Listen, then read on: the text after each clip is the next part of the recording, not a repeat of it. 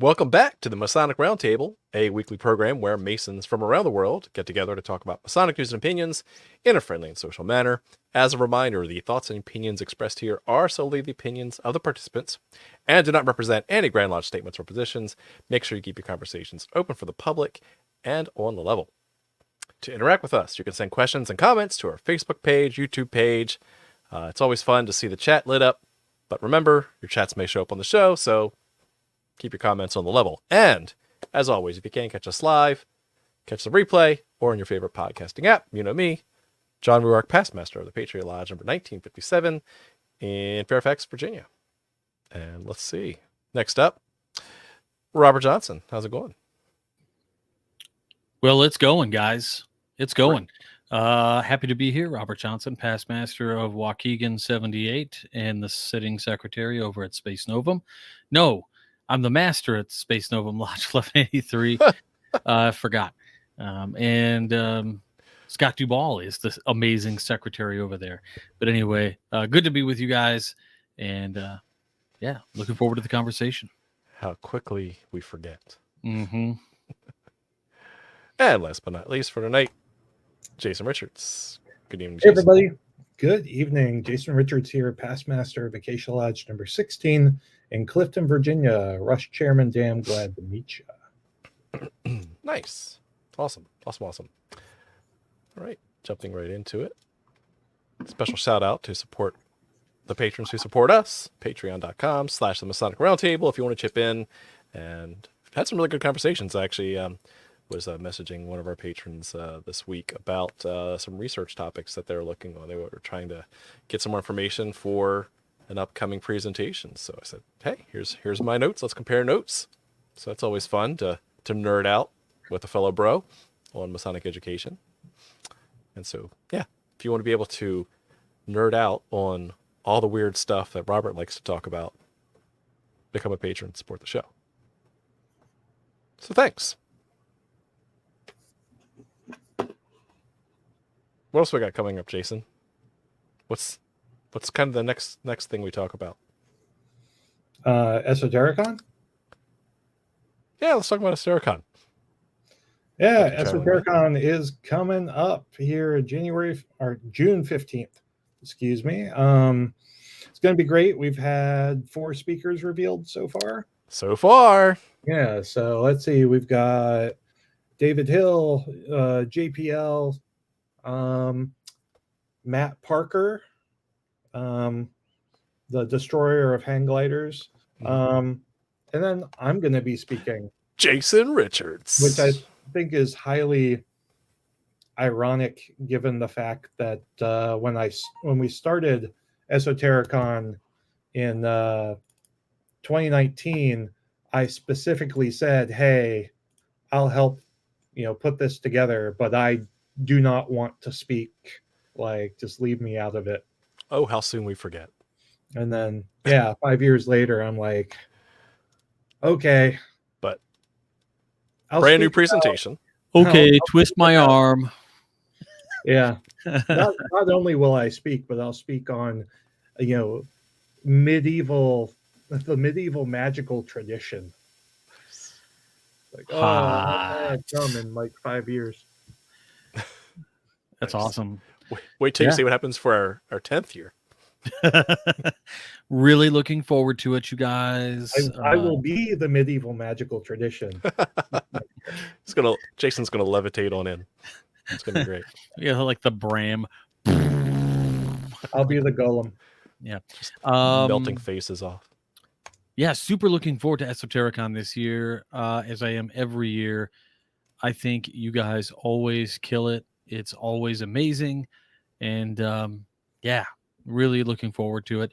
The other thing I would mention, if it's too late to get tickets at this point, I think, if you don't have them, but if you're going to be up in Minnesota, I hope to see you guys all there at the Midwest Conference of Masonic Education happening next weekend, Friday, Saturday, and Sunday. I'll be heading up Friday morning with James Buckhorn, who is the chairman of education for Indiana.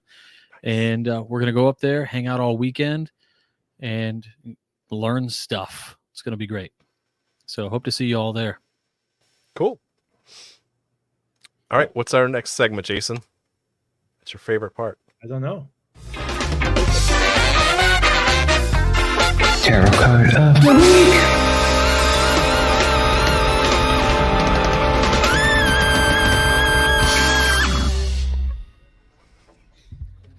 All right.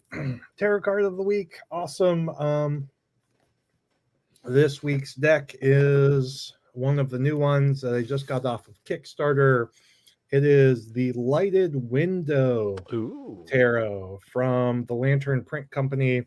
The artwork on this deck is gorgeous.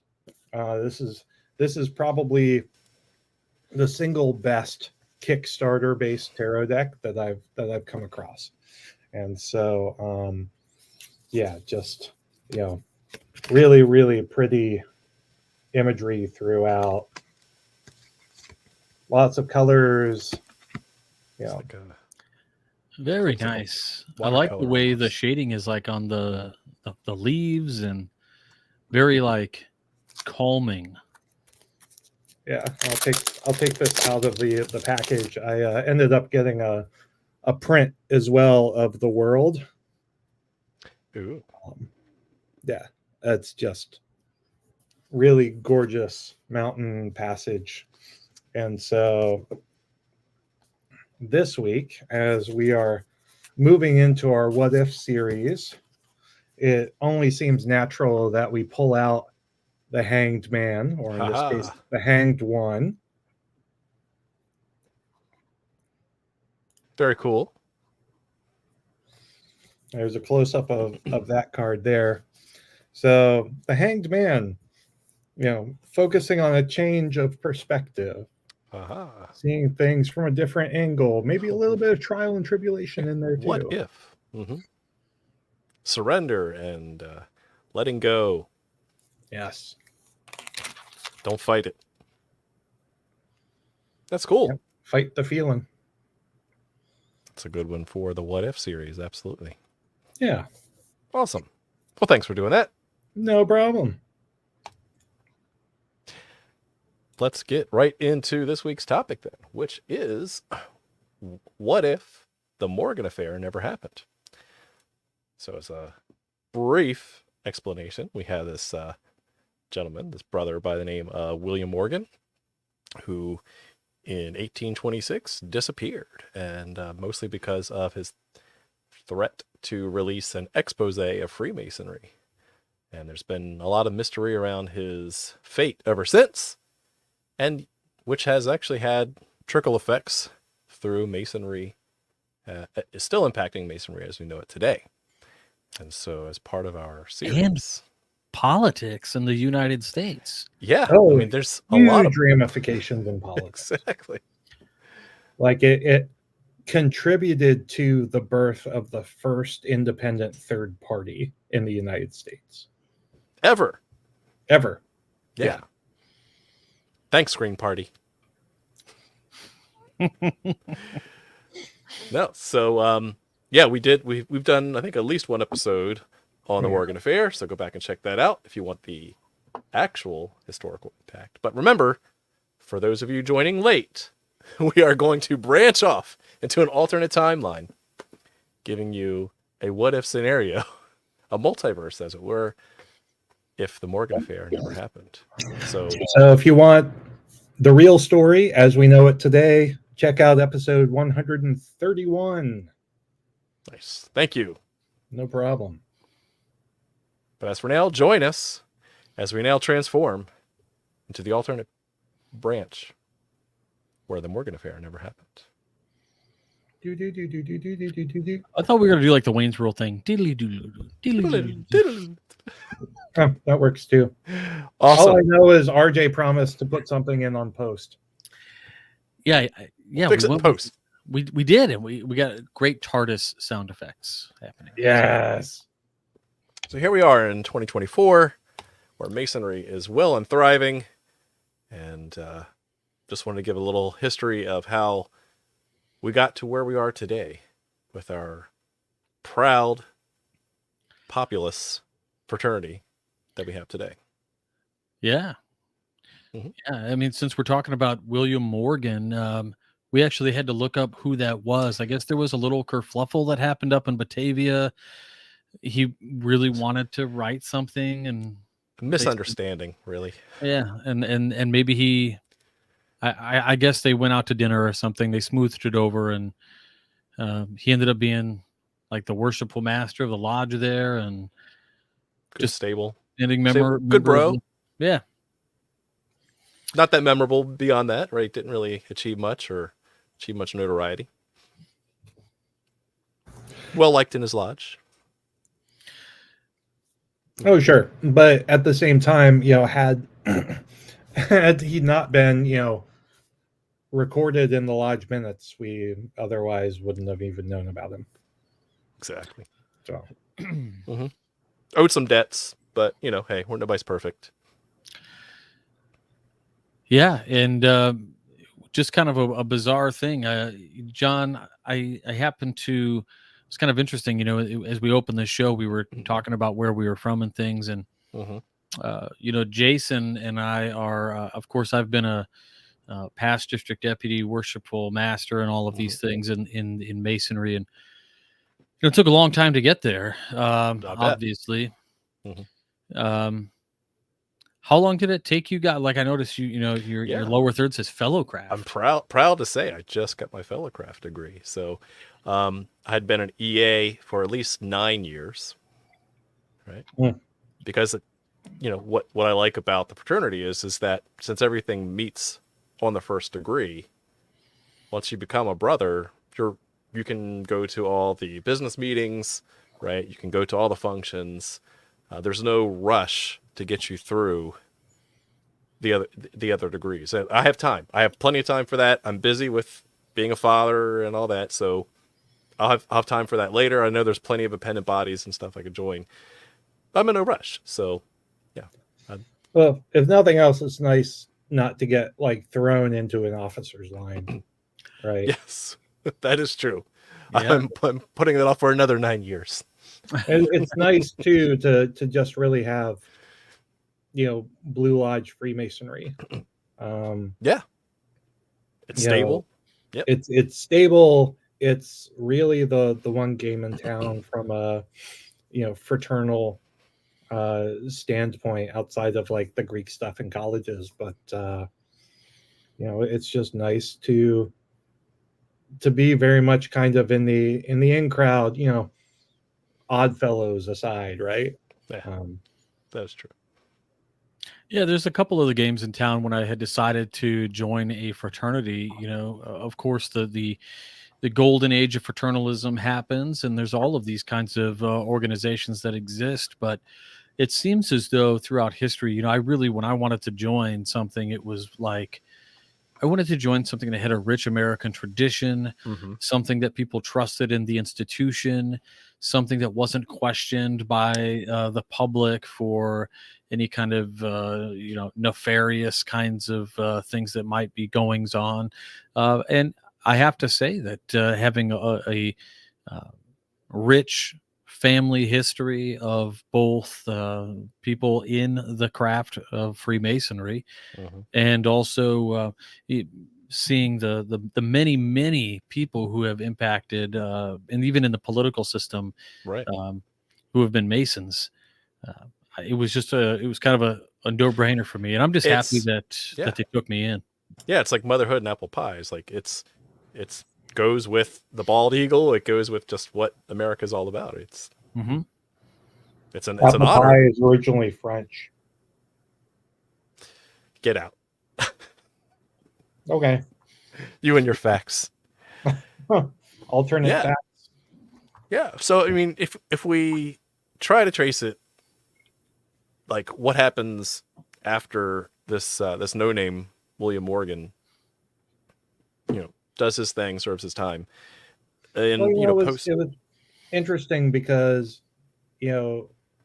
John Quincy Adams was in the presidency around this time, and the Democrats were running Andrew Jackson, and Andrew Jackson was a Freemason, J.Q. Adams wasn't a Freemason. He just wasn't. He wasn't super hot on Freemasonry. But the cool thing is, Andrew Jackson ended up, winning, and that ended up being quite a boon for the organization. We saw more and more presidents becoming Freemasons, and it really kind of bolstered the prestige of the organization, and it really turned us into, not a political organization, but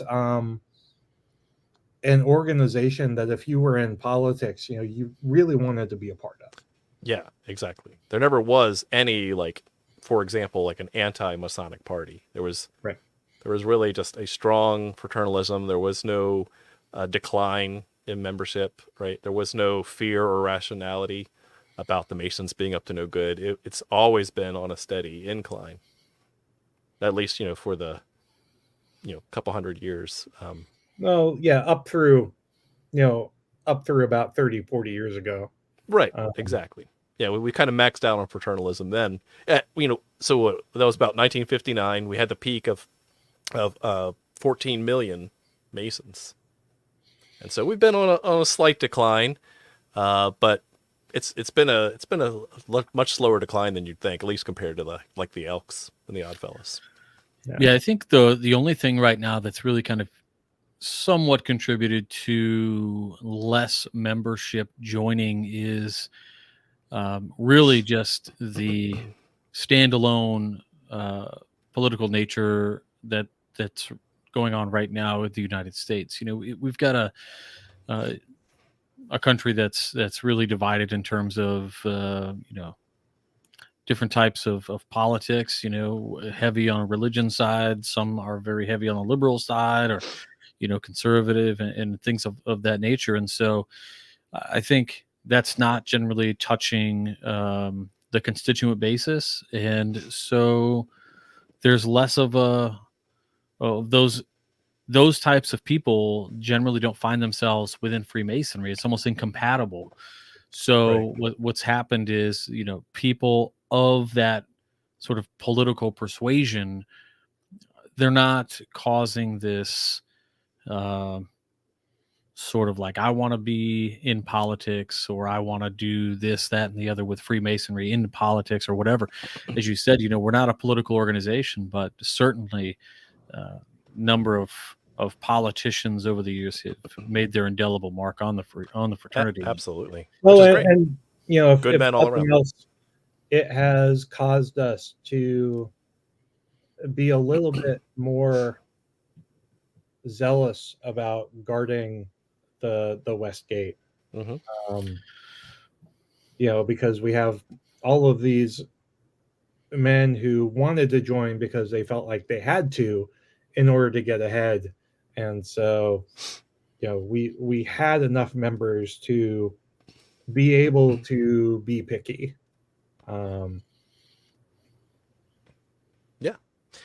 But that's still that guarding the West Gate, because we had such a strong amount of fraternalism that it was still high. It could have been a lot higher had we not been proud of this institution. In fact, me, data guy. So crunch the numbers. I know we said we're at a slight decline since 1959. And I projected it out. And if everything, if we don't change anything, we actually might end somewhere in 2140. So I just want to give you guys some time to know that we are declining. So let's do something about those numbers. Let's turn those around. Yeah, I wonder how you can turn around numbers. I mean, this is a big lead time. This is not, butting it up against something that's inevitable in we do have some time. I'll give you that. We've got more than 24 years, 25 years. So that's good. We have time to turn things around. I wonder what we would turn around. Oh, well, look, I get that John's obsessed with data. It's a slight decline. yes, it's been a trend, and I think you can attribute that trend to various, socio-economical, Sure. evolutionary things that have happened over the past 100 years. But we've got so many members still that, I really need to raise the question again, is this decline problematic? And is it, you know, is it emblematical of a lack of interest in Freemasonry, or, Yeah. Are we Changing doing times. really, really well at guarding the entryways to the fraternity? Mm-hmm. That is true. It does beg the question, what is the number of men within this fraternity that are the perfect number to keep it moving and that, operational. So I look at our fraternity as something today that is very strong, is as you pointed out, as American as apple pie, and is something to be very proud of. But yet, this decline an indicator of just how strong our Westgate is, and there are just less qualified individuals growing up through the world, or are these truly a lack of interest? Certainly, as the population grows, there's likely a static number of individuals who are predisposed to enjoying something like Freemasonry, and that percentage is going to grow with the population, but maybe not. Maybe Well, not in this instance. look, RJ, I think what has happened is we've become much more exclusive. Mm. And so Because we can. we can be. And so because of our exclusivity, basic economics, the demand outstrips the supply as far as the spots that we have in our lodges. And again, I don't think that's a bad thing, as long as we don't get to the point where we alienate everyone, and Well, I think we do a good job at not alienating. I mean, specifically, speaking to the idea that, there are many, many more entered apprentices and fellow crafts combined than all master masons. Yes. Yeah, that's true. So this is an incredible sort of thing that Now- that we have. The top tier in masonry, as you Mhm. have it, is very small. Now, brother Patrick Tessier has a good suggestion here to help rectify this decline. What if we introduce something like 1-year classes, where you could go from entered apprentice all the way to master mason in 1 year? Hmm. I don't know how you could understand Freemasonry in that short amount of period of time. Certainly an interesting idea. I guess I'm left wondering why. Yeah, I mean, it's a solution. We're still trying to figure out the problem, the root cause. But hey, brother Patrick, he's thinking ahead, so Definitely, I should be think worth considering. perhaps the only reason to do something of that nature would be the only thing I can think of is to eliminate the number of times we have to open up on a different degree based on who is there. Like if everybody was already a master mason in a year, that would certainly allow us to operate perhaps a little more If we wanted to. succinctly Mhm. with a single set of rituals. Yeah. Well, actually, to that point, I'm glad you brought that up, because I had heard that a couple of years after William Morgan came and went, there was discussion amongst some grand lodges to actually hold a Baltimore convention to kind of discuss just things about some regularity with the rituals. I'm glad it never happened, because we have this rich tapestry of Masonry today. And I'm really thankful for that, because that didn't happen, they would not have imposed some of these maybe draconian rules, such as like requiring dues cards. That, I mean, it's a good thing, because I can still travel around. I still, I'm a man of my word. I can still be recognized with all the grips and tokens and everything. So there's really not a need for me to have dues cards. That's interesting. Yeah, I mean, even as a district deputy grand master in the past, the only thing I ever had was just a patent that I had, piece of paper. It was folded up, and it was just a little letter from my grand master saying, this is what I did when I did it, and fraternal greetings. It's funny you bring up this Baltimore convention. In prepping for the episode, I was kind of looking at some of the history that happened after this Morgan fella, and I came across this other guy, Rob Smith, who introduced some weird clandestine organization that he wanted to put out there. It was something Eastern Star, I think it was. Rob. Oh, yeah, that's the guy. Rob Morris. Interesting. Rob Morris. Yeah, that's the guy. What a weird guy, and what an interesting and sort of talk about draconian. Well, it's interesting because Freemasonry today can stand on its own. We don't have necessarily other orders that are officially attached as some sort of like a pendant order or other body within Freemasonry. And so you had naturally Freemason hobbyists.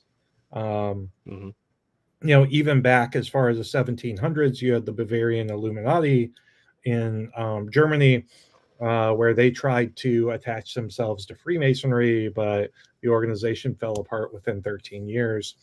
And so you have hobbyists everywhere who want to try to get their own things, attached to the gravitas of Freemasonry. But because of the exclusivity and the rich history, that really just never took off here in the U.S. One more thing I will say about the 1 year classes. Another reason to perhaps do that, Robert, is that would follow more of the continental flavor of Masonry over in Europe, because it's very, very common over in Europe to wait a year or so between the degrees. And so I could see that being perhaps a justification, but Americans have always liked to kind of do their own thing. But again, all work everywhere right now meets on the first degree. So no matter where you travel, it really doesn't matter. Another reason I'm glad that they didn't have this so-called Baltimore Convention in 1843 is we didn't really need a uniformity of ritual work. Yes, we've had a lot of influences. That's the beauty of how the colonies were formed, how the Grand Lodges were formed. And we had a variety of ritual.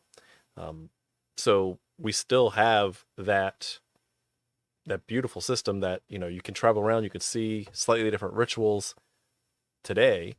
And that gives us some, just part of the rich history. Because it'd be kind of boring if we all had the same ritual, right? If you went to California, if you went to Maine, you went to Florida, like that would be kind of stale if it's just one flavor of Masonry.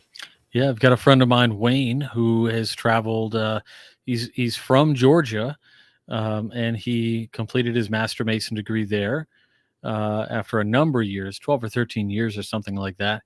And once that had happened, he actually traveled to many different parts of Georgia where there were other types of ritual that had been in place since, the early 1800s, late 1700s.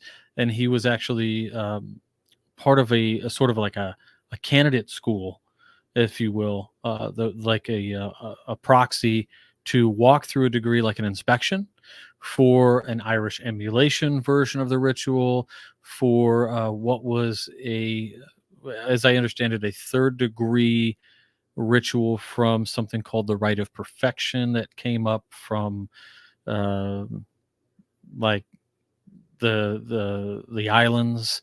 And he got to experience all three of those in Georgia because of the ability to have different rituals without the need of a sort of, locked, narrow system. And also digging through what they were going to talk about at this Baltimore Convention of 1843, the last thing I found really interesting was, if it had happened, they were going to introduce this concept of suspending Masons due to what they call, let me check my notes, non-payment of dues, and make that a serious offense. And so I've never heard of this like non-payment of dues thing, because, you're once a Mason, always a Mason. We help each other out. If someone can't pay their dues, then like that's okay. Like we have enough members. We have that built into our dues structure to help like take care of our own, because we are brothers. It's just it never became a thing, which I think is great, because, why chase someone out just because they can't pay their dues? That seems really, really odd. Why would anybody do Well, that? I think people derive distinct value out of the organization too, where it would never cross my mind just to like stop coming and stop paying my dues. Yeah, it's like, it doesn't make sense. Your Netflix subscription, right? You just keep paying it because it's still there, and it's like, well, I'm still using it, right? Same thing with Freemasonry. Like, there's no reason to turn it off. It seems really odd to take the extra step to leave Masonry. It seems really weird. Yeah. Also, how would you? I don't even know how we would enforce something like that. Ostensibly speaking, without a dues card or some sort of notification. I mean, you still got your patent from your degree. So the bell has been rung. You can't unring it. You can't put the toothpaste back in the tube. Yeah, that's very interesting. Glad we don't live in that timeline. So past 1843, again, as Jason said, that Masonry remained strong, never had any dips in popularity or fear. Most of the presidents, not just many, but more than half of the Masons, presidents were Masons. We've had lots of public displays of Masonry, as far as statues, parades. Like this is something that you kind of see everywhere, right? And so I think that's good, because it just becomes part of American culture.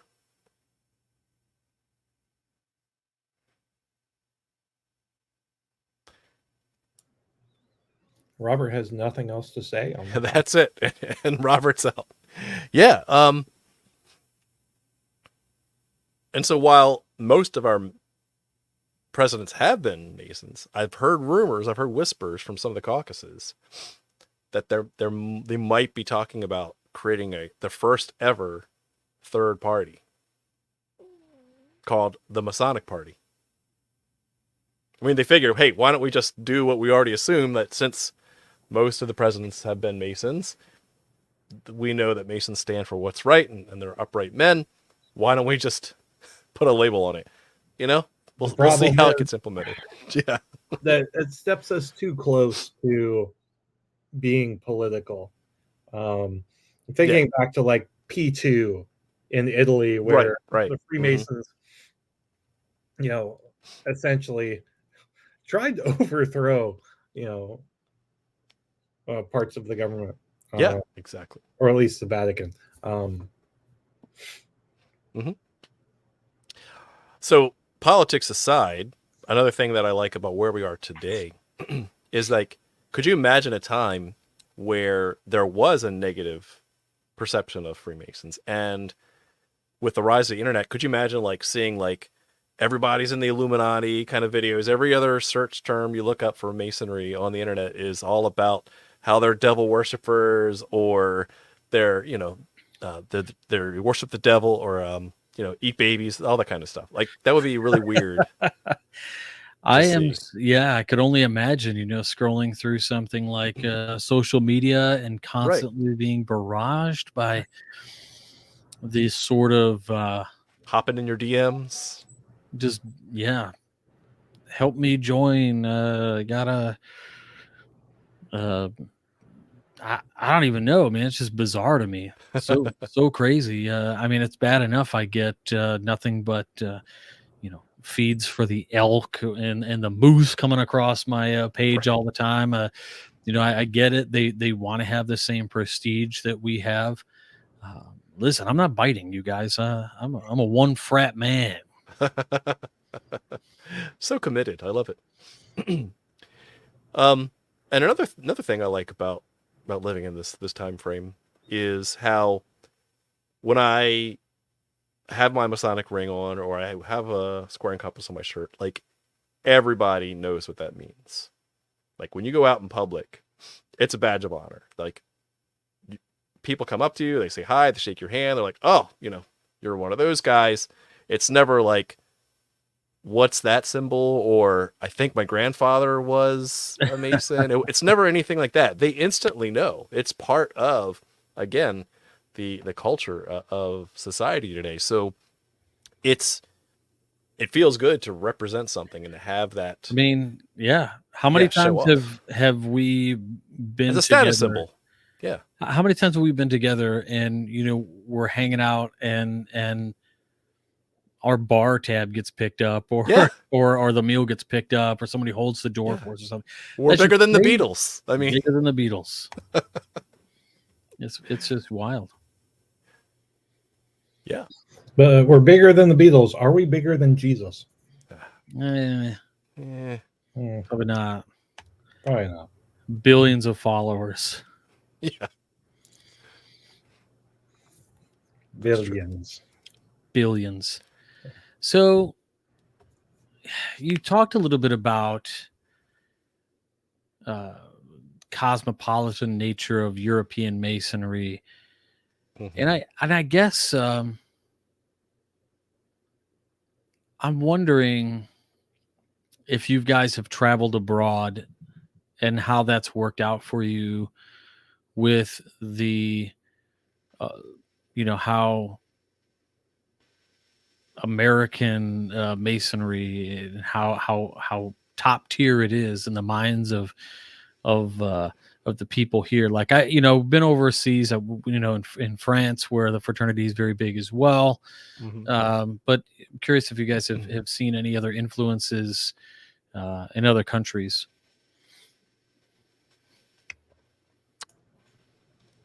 Well, I think we're inherently a little bit more secretive in the U.S. The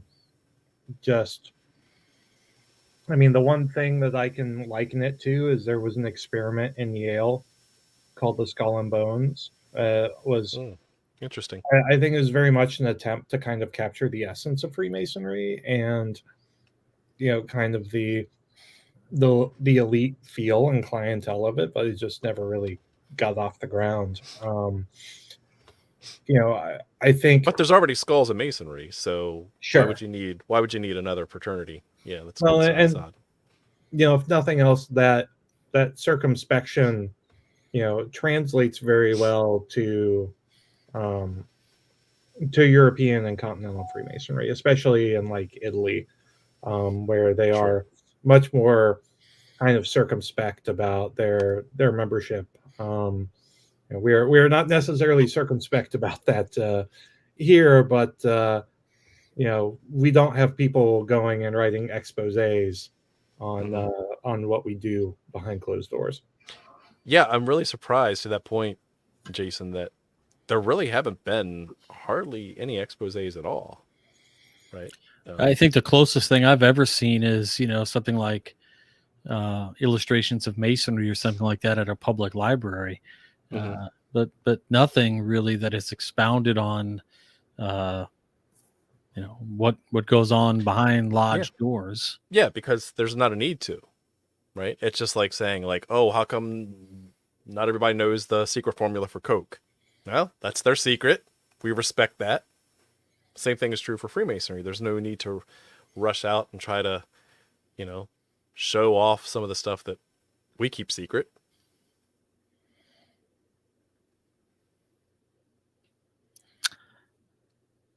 All because Morgan didn't write his book, so that's good.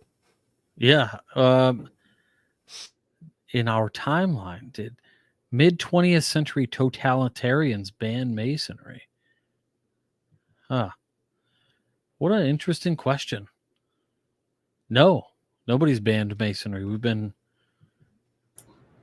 been so boss all over the place. Yeah, it's never had a negative stigma. Well, writ large. There was in 89, or it might have been 1799. There was proofs on a conspiracy. But again, that's in Europe, right?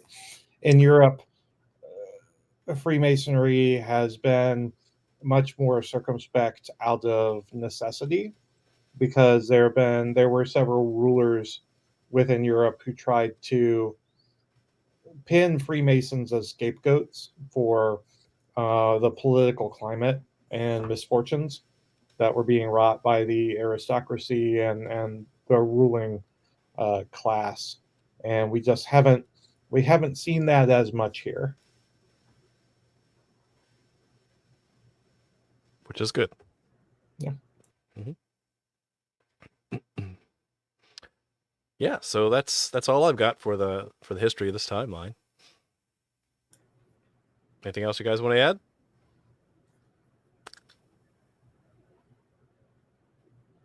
Yeah, you're on mute, RJ. Yeah, I don't know. I mean, in this timeline, I don't know what a mute button is, I guess. I don't know what it is in any timeline. Yeah.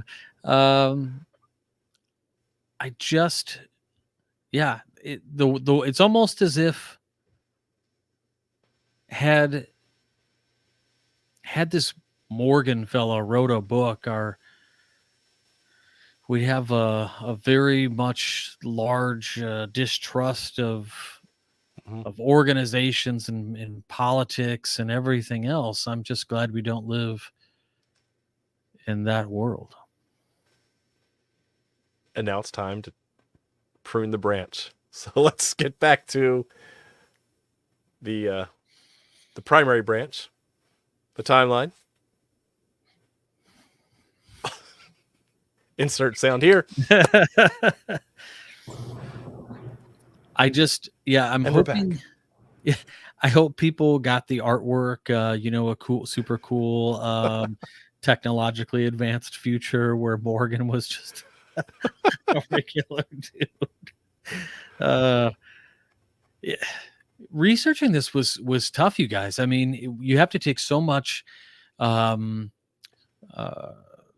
hypothetical sort of situations and knowing, exactly how the actions and these trials and everything else had affected the public's perception of not only Freemasonry, but the people who were trying the Freemasons, the people who were involved, the judges, the magistrates, the local constabulary. Like, everything was distrusted, and it seems to have just grown. And I guess, granted, thing that nothing else, if we had said, yeah, the Morgan affair never happened, and let's assume nothing like it ever happens either. Right. How perfect is this place we live in? I mean, obviously not super perfect. Right. In doing research for the show, like, you literally have to just extrapolate from context clues. And so I think we've done a lot more research for this episode and the episode last week than we even do for regular episodes, because a lot of the regular episodes is fact and documentation driven, and in context. Really, yes, in context. But this one really is like there is a heavy load of like synthesis of contextual information and like educated guesswork Mm-hmm.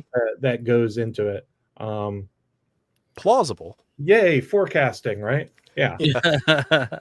But also very fun to speculate and to kind of step outside the boundaries of what we know about Freemasonry today, and kind of ask the questions whether or not things truly would have been better or worse had these things happened. And that's been a lot of fun. Yeah, and I think we naturally, I think for those of us on TMR, I think we're naturally optimistic, and so I understand our bias is to paint more of a rosy picture of the organization, especially when it comes to forecasting, and so I feel like this is kind of the good ending. Yeah. It's more of the end game, Vice Infinity War. Yeah. But it's still a lot of fun, and it's a good thought exercise. Mm-hmm. Yeah, again, and I know that like the Baltimore convention was brought up last week on our first one, and we're like, yeah, I mean, still could have happened, but let's assume that there was no impetus for the Baltimore convention, unlike if the Morgan affair never happened, right? If the Morgan affair never happened, there really would be no catalyst to drive the Baltimore convention writ large. Yes, and I think going back to kind of our discussion on the first third party, Mm-hmm.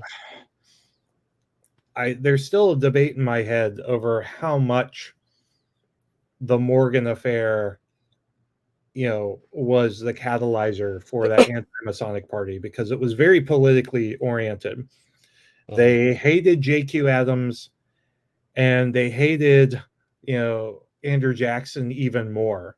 And so even though John Quincy Adams was kind of an anti-Mason, he just wasn't He went along with it.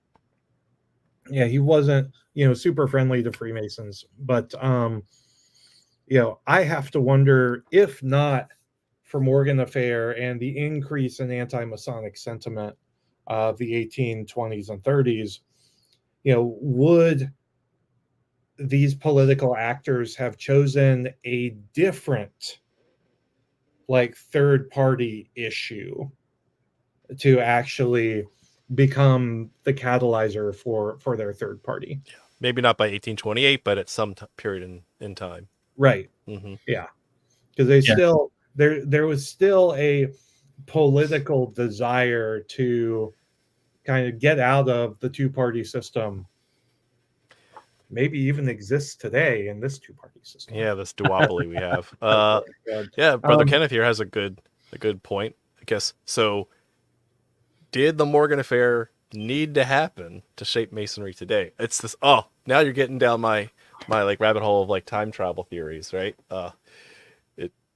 It's kind of like, which came first, like the Morgan affair or not? Because did it have to happen? It did happen, and it did. The Morgan affair piece, did happen. Although I don't think anyone has ever conclusively proved that the Freemasons did, off William Morgan. But the fact of the matter is, the anti-Masonic sentiment on the part of the public was real and was true, regardless of what happened or what actually happened to Captain Morgan. So it did leave an indelible mark on Freemasonry. Yep. Yeah, one might think about the quintessential time travel paradox, right? Like, by avoiding the thing, you negate, like if you traveled back in time to stop the thing from happening, right? If you succeed, then you negate the reason for you to travel back in the first place, meaning There's no way to avoid the current version of reality. So if we're here today and let's just pretend for a moment that if it wasn't Morgan, something else would have happened. Yes, some other gentleman would have written an expose. Exactly. Which brings us back to Jason, and not directly, but tangentially speaking, a third party would have eventually popped up. Yeah. So yeah, it could have, right? I just I'm fuzzy on whether or not I'm fuzzy on how big of a catalyzer the Morgan affair was to the anti-Masonic party, or if they would have just like attached to something else, or if you like go back in time and do the nasty and the pasty and become your own grandfather. Take it easy, Fry. Yeah. That was for you, Jason. Fry has a delta wave that's in his brain from the fact that he is his own grandfather. On that note, let's wrap up this episode. I don't want to live on this timeline anymore. Take it away. That's the best. That's the best Professor Farnsworth I can do. So really good thought exercise, just like last week. This is something that, again, I've told the guys, and I'll tell everyone else, as we were thinking about doing a what if series, I was like, this is either going to be genius or it's going to be just the dumbest damn thing we've ever done on the show in 10 years. I think we've hit somewhere in the middle. we do have moments of brilliance here, but if nothing else, it's a great thought exercise. And if I'd really be interested, especially for those listening and those watching, to hear your thoughts on, where would we be and what, could we be if, the Morgan affair hadn't happened, if the ancients and moderns never reconciled, if for next week, Freemasonry was always co-ed, right? So yeah, spoilers, right? But please feel free to take an active role, especially in the chat. Send us an email at the Masonic Roundtable at gmail.com. I would love to hear your input and hear what you think, because this is a thought exercise that we can all participate in. And by working through this thought exercise together, maybe we can figure out how to better the fraternity, today into tomorrow. That's deep. Yeah. How about you, RJ? Well, as always, just the conversation and the ability to, as Jason put it, have a great thought exercise in this brings a lot of perspective. It actually brings out almost like some gratitude, even though there are, bad things that have happened in subsequently from this butterfly effects, throughout time and to get to where we are today. I'm very grateful for what we do have today and the system we have today, and overall the way Masons have. I can't always say like I feel like we've done the best or we made the best decisions, because obviously we have enough. People can point out innumerable problems with the craft, but all that not talking about those things. I suppose I don't know that I would change much based on the experiences that I've had and the relationships I've been able to form with folks and travel. And it's been a very positive experience for me. And so, yeah, just a lot of fun with the thought experiment. And I look forward to continuing those in the next few episodes. And just a fair warning, I know there's going to be folks triggered on this series, man. So some good bear with it. Bear with it. That'll be fun. Can't wait for next week. Yeah, so I've enjoyed this. Again, it was fun to think about if there was not an anti-Masonic dent in our membership. Like, what would that look like? So that's that hence the plug at 2140, which is really fascinating, because then the question doesn't become, are we refining, not dying, right? It's like, what does the quality of membership look like if we're allowed to grow at a pretty rapid pace? And so that's always interesting to, again, try to look into the crystal ball and see, what if, we had such a large amount? What does that do for its own structure, right? We talk a lot about the Masonic cultural impacts to the general population, but we really didn't address much of what happens when Masonry is that big. What if, when it is so large, that do we need more infrastructure to take care of things, right? Do we have a better social safety net for our own members? Like, do you have lots and lots of lodge buildings all over the place because we can sustain them? Like, there's a lot of things that we could go and explore in that. But again, I still like our timeline. It's still fun with warts and all, because that makes us who we are today, right? As RJ was talking about that, I thought about the kind of a paraphrase of a Stoic quote, which, the obstacle is the path. And so because we have these things that we have overcome, it shapes our character. So I'm really, really happy for that. This has been a fun episode. I've enjoyed the series so far. Let's keep it going. You guys have been having a lot of fun in the chats too. So keep that up, because it's always fun to see your perspectives. With that, that's all I got. See you next week. Thank you very much for watching, and keep searching for more light. Have a good night. Wow.